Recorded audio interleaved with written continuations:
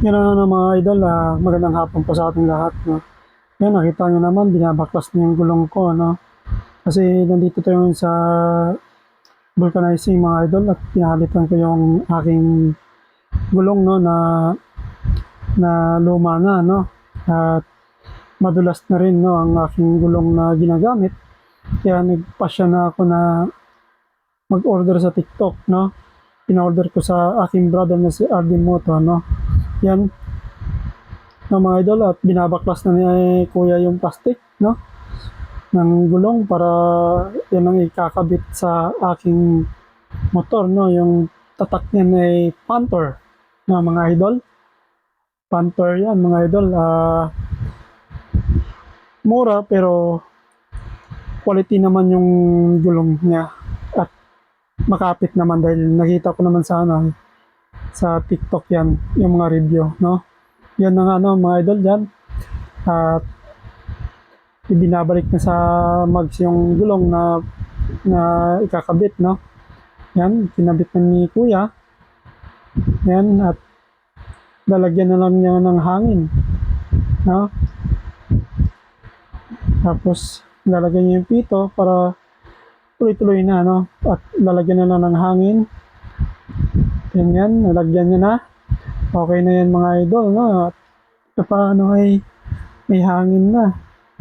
Tapos diyan naman mga idol, kakabit na ni kuya yung gulong natin sa harapan kasi tapos na yung pangharap natin na naikabit niya na yung bagong gulong, kaya hindi ko nakukunin yung luma. At diyan naman sa part na yan, binabaklas niya na yung tambotso ko. Tinatanggal na ni kuya para matanggal niya na rin yung gulong sa likuran no, mga idol. Yan. Sa magandang gumawa si kuya, mabilis. Hindi makupad, hindi yung kagaya ng iba pag gumawa, ang dahil pang galaw na ginagawa siya. Konting ano lang, baklas agad. Yan, baklas na yung yung pambutso, yan naman yung sa gulong. Babaklasin niya naman yan para matanggal na lahat. Hindi yata niya patatagalin yung mga ginagawa niya pag siyang gumagawa eh. Kasi ang bilis niya gumawa mga idol. Pinabaklas niya na mga idol oh.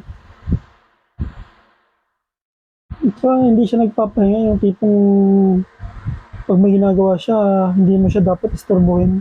Yung nasa ano niya eh, sa kanyang ugali. Yan mga idol oh, na babaklasin niya na yung gulong sa mags.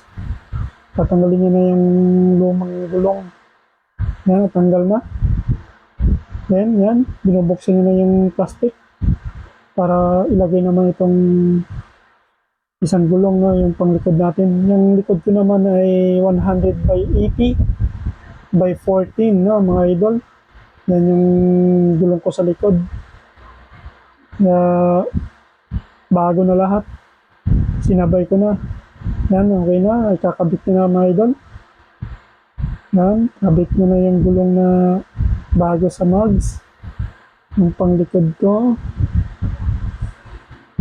Alright. May kabit na mga idol. Lalagyan na ng yan nga mga idol. No? Nilalagyan na ni kuya ng tire sealant. No? Yung gulong natin. No? Mga idol. Para iwas sa butas ng gulong.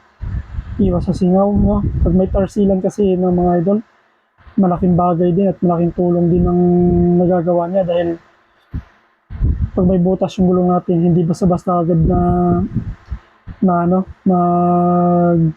mawala ng hangin, no, mga idol. Yan, nilalagyan na ni kuya ng hangin. Tapos yan, nilagyan niya na ng yung pito. Yan, sasalpak niya na mga idol. Ang bilis lang, oh. Kita mo na, salpak na kagad, no, mga idol. Parang wala lang nangyari, ang bilis-bilis kumilos. May salpak na kagad yung gulong. Si kuya, hindi siya yung tipong pag nagtrabaho, tawag nito, palamya-lamya. Yung gusto niya, pabilisan para tapos agad yung trabaho. para pag may next na customer, eh, tapos na agad yun sa akin. Binabalik nyo na yung pambotso natin mga idol, no? Para matapos na lahat. No? So, ang bilis niya gawin yun. Bilis niya gumawa. Hindi man lang ako inabot ng ilang oras dyan na mga idol. Pasok agad sa banga. Yun na nga na mga idol at patapos na si kuya dyan sa pagkabit niya ng pambotso natin na mga idol.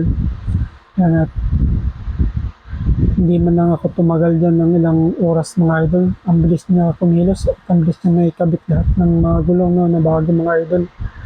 Okay mga idol, no? At yan, tapos na, no? At bali, iikutan ko na lang yan. Yan mga idol. Tapos na yung sa likod tsaka sa harap ng paglagay ng gulong. Alright mga idol, hanggang dito na lang yung video natin. Bye-bye!